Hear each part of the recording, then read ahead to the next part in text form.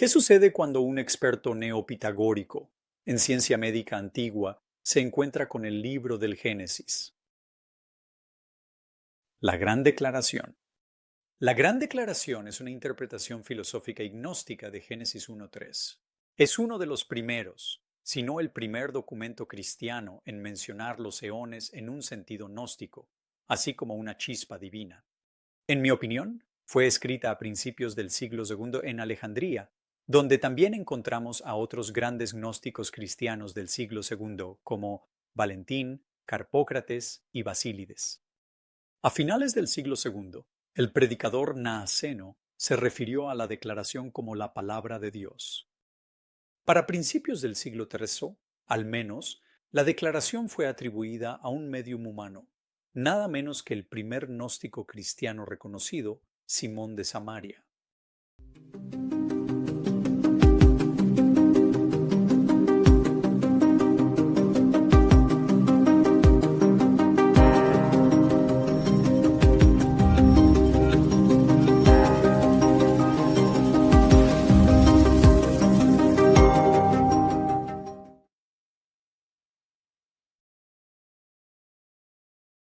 En griego, la gran declaración se llama apophysis megali. Ahora bien, una apófisis puede referirse a una negación, una refutación o una sentencia judicial. En el contexto de la Gran Declaración, probablemente se refiere a una afirmación, un decreto o un oráculo. No sabemos quién la pronuncia porque el hablante humano nunca es identificado en lo que queda del propio oráculo. Llamaré al autor humano del texto el declarador, pero el hablante divino identificado en el texto se llama la voz y el nombre, que son emanaciones del pensamiento del gran y poder infinito, el nombre peculiar de Dios en este texto. En el principio estaba el silencio, el ser divino, pero la mente emergió del silencio y de la mente surgió el primer y primordial pensamiento. El pensamiento tiene dos manifestaciones en este texto, como la hija de la mente y también como el séptimo poder, que representa el pensamiento perfeccionado y asimilado a la imagen de su Padre. La humanidad no es la imagen de Dios, solo el séptimo poder refleja perfectamente a Dios. Los humanos se asimilan a Dios al conformarse a la semejanza divina. ¿Quién es el séptimo poder? El séptimo poder es claramente la sabiduría divina o Sofía, pero, curiosamente, nunca se la llama sabiduría en la propia declaración. En este sistema eónico tenemos a un ser primordial que da origen a una pareja de mónada y díada. Todo esto se remonta a la teoría de números neopitagórica.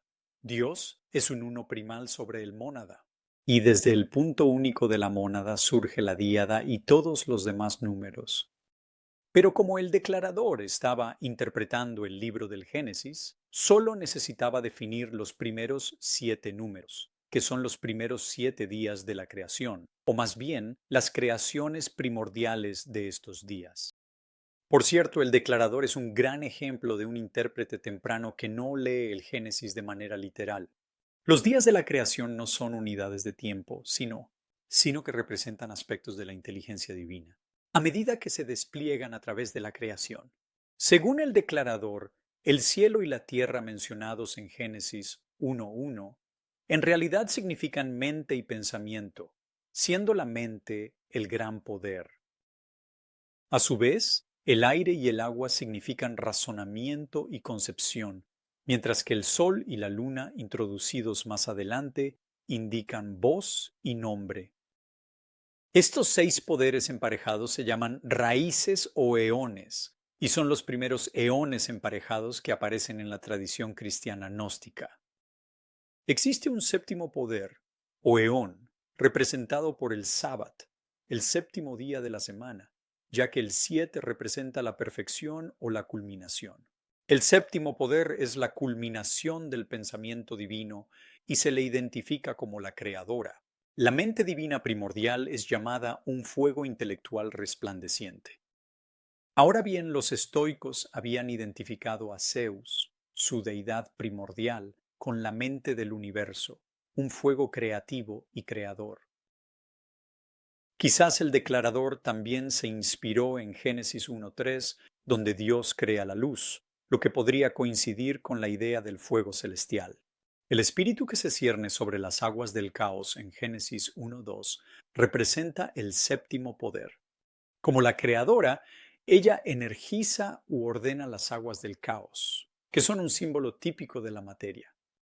Los otros cuatro poderes parecen ser aspectos diferidos o desarrollados de la mente y el pensamiento primordiales. El producto de la mente es el razonamiento o la racionalidad. El producto del pensamiento es la concepción, entúmesis en griego, que representa el pensamiento del corazón, un tipo de pensamiento mezclado con impulsos y emociones poderosas. La voz es el producto del razonamiento y el nombre es una especificación adicional de la voz. Es la organización de la voz en un discurso inteligente. Estas son las raíces fundamentales del universo. Todas son potencias mentales.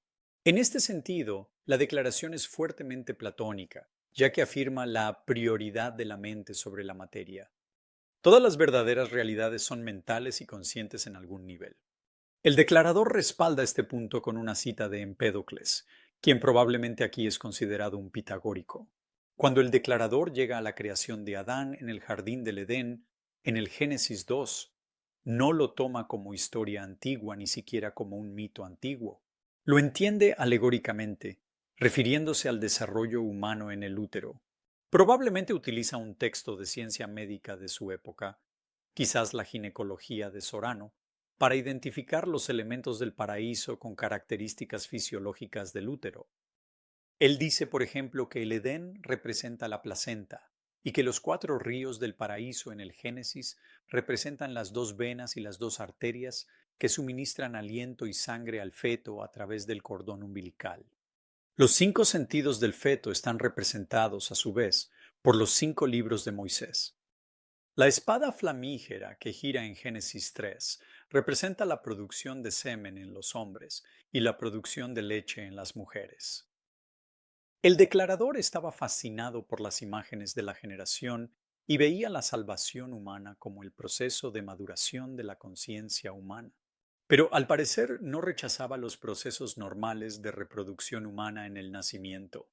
El declarador era un gnóstico que no rechazaba el sexo, sino que veía el amor y la asociación como parte del aspecto eterno del cosmos. Dado que todos los eones o eternidades están emparejados, la gran declaración no se autodenomina gnóstica, ni siquiera usa la palabra gnosis. Al mismo tiempo, lo clasificaría como un texto gnóstico en el sentido amplio de que revela los misterios de la creación, que en la antigüedad se consideraban elementos de una gnosis especial, aquí utilizada en el sentido ordinario de conocimiento. Pero la declaración no representa a un creador malvado ni a Dios como el verdadero humano, ni hace una exégesis inversa de los textos judíos. Un texto gnóstico no implica que tenga todos los rasgos de los textos setianos o valentinianos posteriores. Si la declaración es nuestro texto cristiano gnóstico más antiguo, no esperaríamos que tuviera todos los desarrollos posteriores, sino que contuviera las semillas de algunos de esos desarrollos posteriores, no todos los cuales llegaron a concretarse. Una característica peculiar de la declaración es su referencia a Dios en 3 fases, como el triple que permanece. Aquel que permaneció, permanece y permanecerá. De hecho, 2 entidades reciben este nombre, a saber, la mente, el gran poder y el séptimo poder. Esto tiene sentido porque el séptimo poder puede verse como la culminación o perfección, la mente indiferenciada. Aún así, la designación triple es intrigante y extraña. ¿Combina la idea del descanso divino con la del desarrollo divino? La divinidad descansa, pero descansa en 3 fases distintas. El triple que permanece de la declaración es, posiblemente, la primera formulación filosóficamente informada de la Trinidad cristiana. El declarador es uno de los primeros escritores cristianos en interactuar directamente con Homero. Dennis MacDonald dice que todos los escritores de los Evangelios toman elementos de Homero, pero nunca lo mencionan por su nombre. Se podría argumentar que el primer cristiano en citar directamente e interpretar realmente un texto homérico es el declarador. El texto que cita es el famoso episodio de la Santa Molly. En esta escena, la bruja Circe ha transformado a los hombres de Odiseo en cerdos. Entonces, Hermes arranca una planta blanca especial para Odiseo en el bosque, para que pueda dársela a sus amigos y devolverles su forma humana. El declarador relaciona este episodio con un milagro de Moisés en el desierto, en el que convierte las aguas amargas en dulces mediante la aplicación de una planta. En ambos casos, un milagro divino produce un alimento o bebida sagrada que aumenta la inteligencia de las personas que consumen el elemento. El declarador trató a Moisés y a Homero casi como signos equivalentes de revelación divina. Homero es llamado un poeta gentil, pero su texto era igualmente propicio para la alegoría y la interpretación espiritual.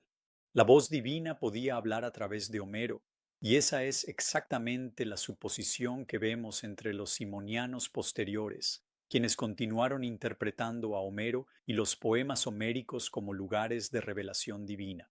Si los evangelios fueron escritos por autores que se inspiraban en Homero, podrían haber sido escritos por los simonianos del siglo II. ¿Era el declarador un cristiano? Nunca menciona a Jesús, al menos por su nombre.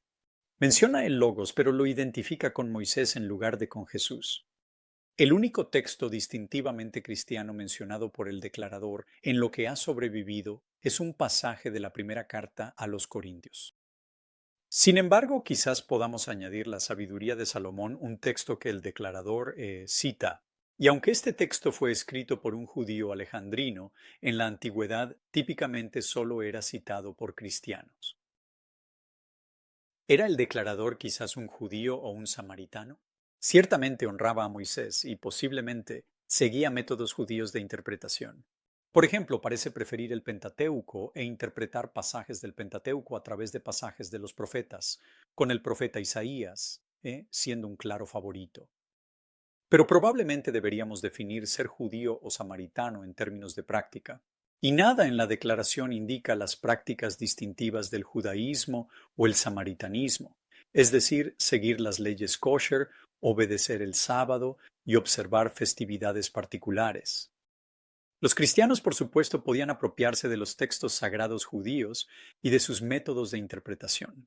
Quienquiera que fuera exactamente el declarador, era un pensador complejo, un verdadero polímata, familiarizado con la teoría numérica neopitagórica y un experto en embriología antigua.